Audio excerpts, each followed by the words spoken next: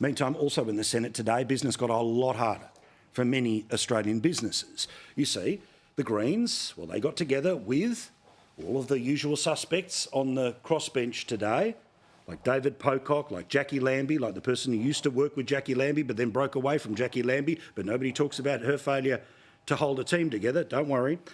And yes, David Van, Google his name and what some colleagues have said in the past.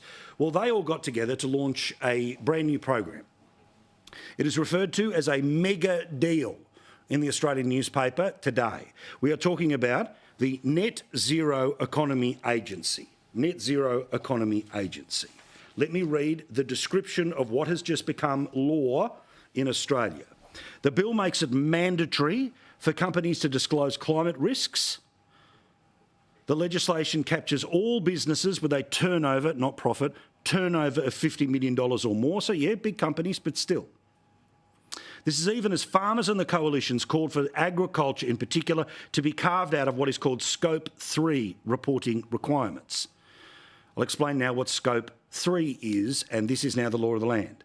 Scope 3 includes emissions along the supply chain.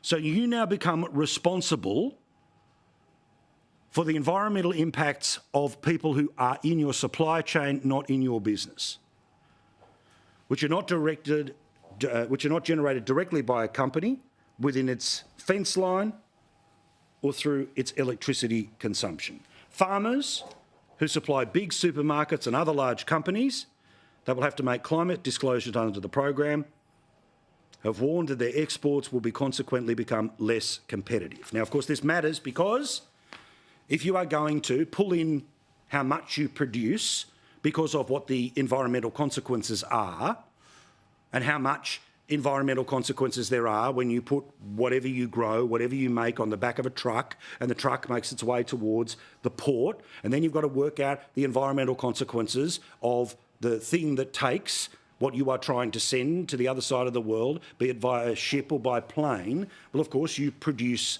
less. When margins are very thin at the moment, producing less will mean that you have less income. If you have less income, your chance of turning a profit, well, of course, it goes backwards.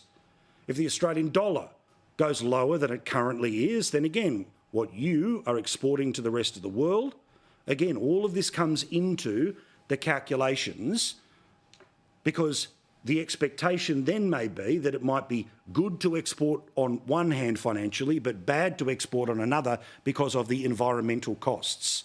This has passed the Parliament today.